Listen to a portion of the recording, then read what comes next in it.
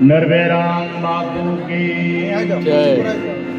निरांत साहेब की, सदगुरु महाराज श्री कमाराम बापा की जय।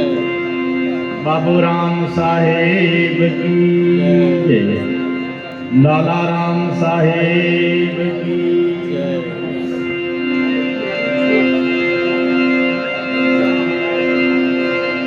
नमो नमो गुरुदेव को, नमो नमो गुरुदेव को।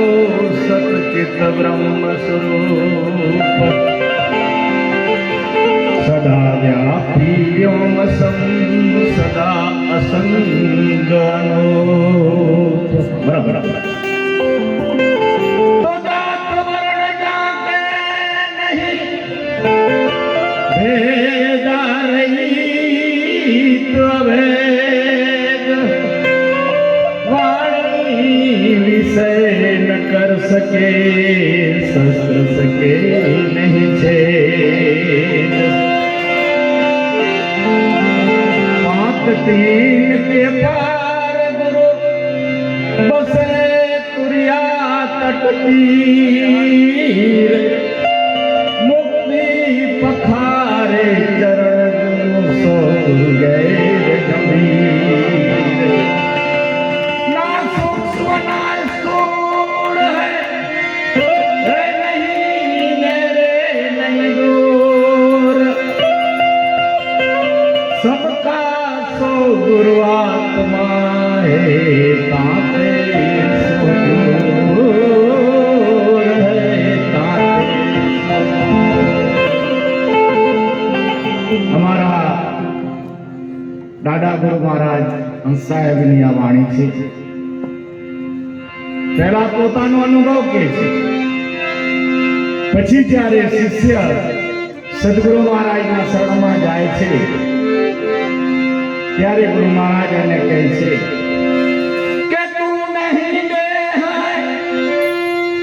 નહીં દે સતચિત આનંદ રૂપ,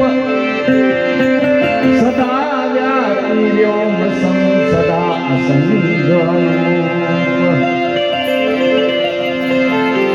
तू सागर अनंत है तेरो कोई पार नहीं पाय, ये जगत लहर तुझ में फिरे तुम्हें अपर निर्धार, तुम्हें अपर निर्धार। આવી રીતે સદગુરુ મહારાજ જ્યારે શિષ્યને સદબોધ આપે છે ત્યારે એને કહે છે કે ભાઈ જે તારી માન્યતા છે તે જે નક્કી કર્યું કે હું તો આ શરીર છું, આ દેહ છું, કદાચ પ્રાણ હું કે મન હું કે ઇન્દ્રિય કે પાંચ કોષ, આ જે તત્વ છે એને તું તારો સ્વરૂપ માનીને બેઠો હોય તારી ભૂલ છે। સદગુરુ મહારાજ કહે છે ગુરુને, આપણે શિષ્યને કહે છે ગુરુ મહારાજ કે બેટા તારી ભૂલ છે, તું આ નથી। આ તમામ જે ઉપાધિ છે અંતકરણની છે। એવું કહેવામાં આવ્યું કે શબ્દ અને સુરતા, વાત બરાબર સારી વાત છે, શબ્દથી સુરતાના લગન થાય છે, પણ એ અંતકાળની સાત્વિક વૃત્તિ છે બાપા, એ સ્વરૂપ નથી। લાલા બાપા કદાચ મારી ભૂલ થઈ તો તમે વડીલ છો, આ જે છે એ અંતકાળની સાત્વિક વૃત્તિ છે, પોતાનું સ્વરૂપ નથી। સ્વરૂપ તો એનાથી નિરાલો છે। હંસાને એક જગ્યાએ કીધું, મેં વંદન કરતા,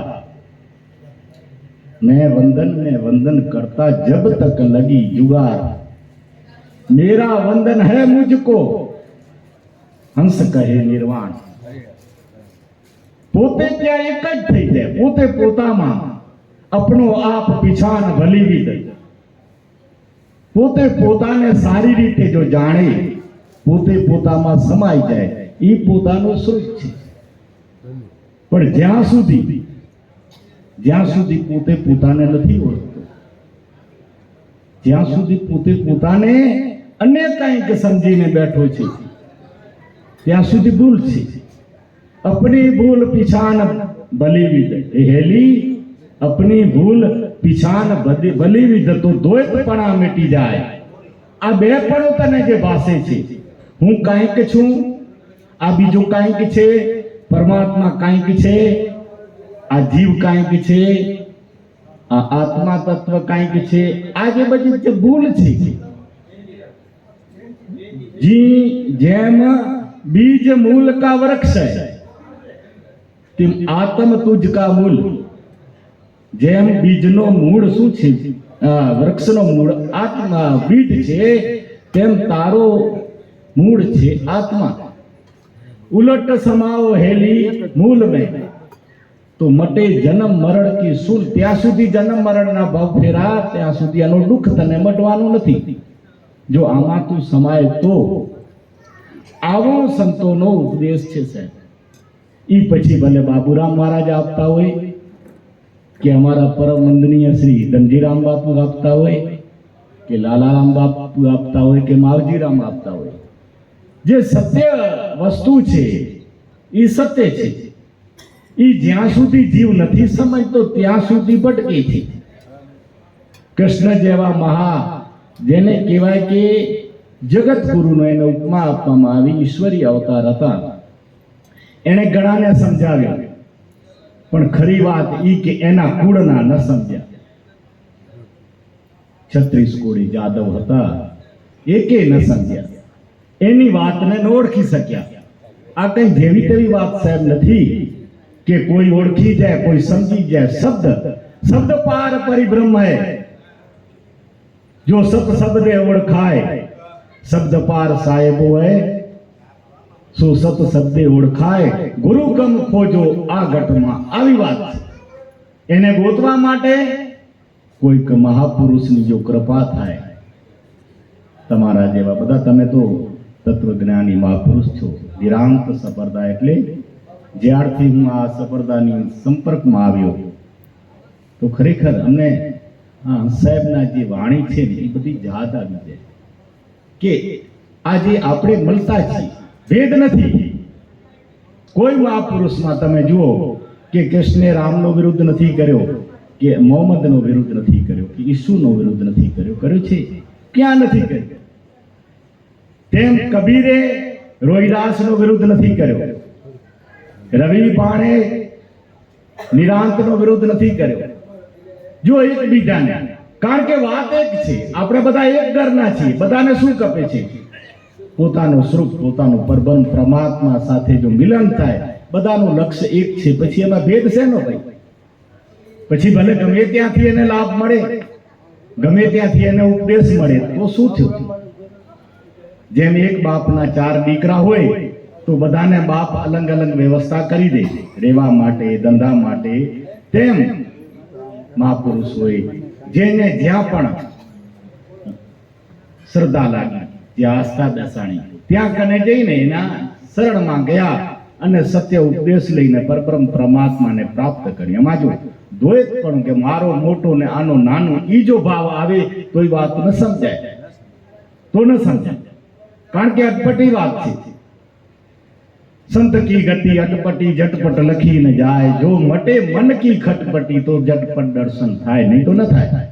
આવી અલૌકિક વાત છે સાહેબ. તો આપણને સૌને જો દૂર જો દેખ મત જા, પકડ સુરતા કી દોરી. આ રાસ્તો સાચો, માર્ગ સાચો. સીડી ઉપર જવું તો સીડીની જરૂર છે, એને પકડો, એનાથી ચડો. પણ ઉપર ચડ્યા પછી સીડીને મૂકવી પડી છે સાહેબ. કેમ છે કે સદગુરુ મહારાજ કહે છે શિષ્યને કે તું તારો જો તારે સ્વરૂપ ઓળખવું હોય, તું બહાર જે ભટકસ.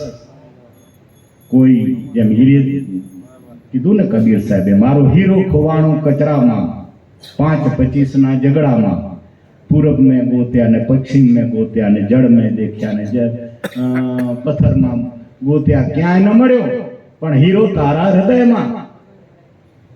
કઈ કબીર સાહેબ નો હીરો નતો ખોવાનો, આપણો ખોવાનો છે. આપણને કબીર સાહેબે કહે છે કે આ તું ગોતવા જે જાસ એ તારી ભૂલ છે ભાઈ.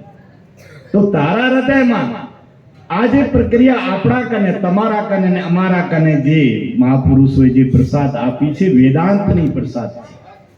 અને વેદાંત એમ કે છે સાહેબ કે તમે બીજે ક્યાં જાઓ છો ગોતવા, તમે તમારી અંદર તમે ગોતો.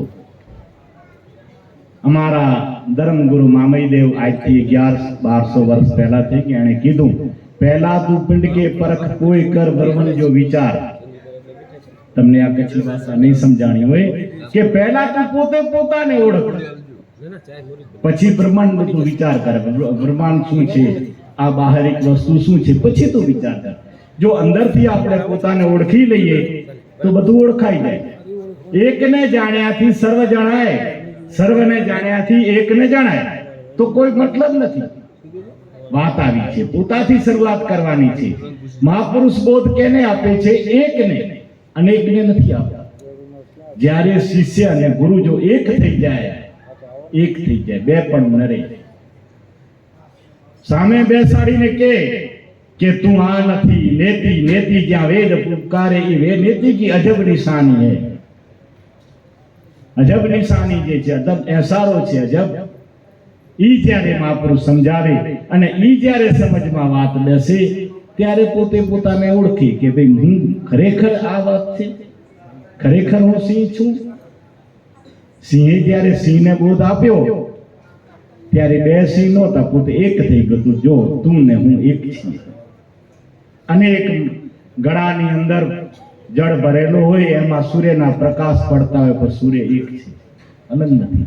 પ્રતીતિ થાય છે અલગ, અજ્ઞાનતાને લીધે, ભ્રાંતિના લીધે. આ ભ્રાંતિ અને ભ્રમણા જેની ભાંગી એનો કામ બન્યો છે સાહેબ.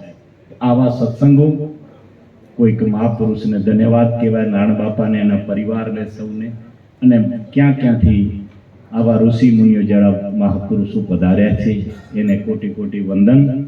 અને આપણને જે લાભ આપ્યું, હું તો એક પામર જીવ છું સાહેબ, તમારી પ્રસાદ લેવા આવ્યો હતો, પણ જો તમે મને લાભ આપ્યો તો જે સદગુરુ મહારાજની પ્રસાદ છે તે મારામાં કાંઈ નથી. જેમ એક દાખલો આવે છે શીખ ધર્મમાં કે ગુરુ ગોવિંદ સિંહને કોઈએ કીધું કે તમે તો તમારા ગુરુથી વિશેષ થઈ ગયા. ગુરુ ગોવિંદ સિંહનું નામ બહુ વધારે ઊંચો હતો. એની સફળતામાં નાનક પછી 24 ગુરુ થયા. 24માં છેલ્લા ગુરુ ગોવિંદ સિંહ. પછી ગુરુ પરંપરા બંધ થઈ ગઈ. પછી એના જે શાસ્ત્ર છે ને એને ગુરુ ગ્રંથ કહેવાય. પછી એને વંદન કરાય. કોઈ ગુરુ પરંપરા નથી શીખમાં, એવું મેં સાંભળ્યું છે. તો કે તમે તો ગુરુથી મોટા થઈ ગયા. એણે કીધું આ તમારી ભૂલ છે, હું મોટો નથી, પણ ગુરુ મહારાજે મને પોતાના ખંભા ઉપર બેસાડ્યો છે. એટલે પહેલા હું ઊંચો દેખાવમાં આવું છું, તમને દેખાઉં છું ઊંચો, પણ છું મારા સદગુરુના ખંભા ઉપર. તો આપણે બધા સદગુરુની કૃપા છે ને એના ખંભા ઉપર બેસીને આપણે બોલીએ છીએ બાબુરામ મહારાજ, કદાચ મારી ભૂલ થતી હતી. એટલે કોઈને લાગે કે આ તો બહુ જ્ઞાની, આ તો, પણ ના. કારણ કે જ્યાં સુધી આ શરીર છે, અંતકરણ છે, દેહ છે, ત્યાં સુધી અહમ છે ને અહમ. છેલ્લે સુધી પણ સાહેબ પાછળ નીચે પગડવાની કોશિશ કરી. ત્યાં સુધી સાવધાન રહેવાની જરૂર છે. આવા સત્સંગમાં આવા જો લાભ મળે તો એમાંથી આપણું જીવન ધન્ય બને. અને એને એક ડગલું ચાલીને પોતાના જીવનને સાર્થક કરીએ, એ આ સત્સંગનો મતલબ છે. તો આજ આપણને સૌને લાભ આપ્યું. પાણીનો જેમ પ્યાવ હોય એના ઉપર બધા તરસ્યા જીવો આવીને પાણી પીએ, તેમ આજ ભોજન અને ભજનનો જે લાભ આપ્યું એ પરિવારને ખરેખર સુધાર. પરિવારને ધન્યવાદ મારા, કોટી કોટી વંદન. સર્વ પધારેલ હરિગુરુ સંતો, ભાઈઓ બહેનો, સર્વને મારા હાર્દિક વંદન. બોલો સદગુરુદેવ ભગવાન.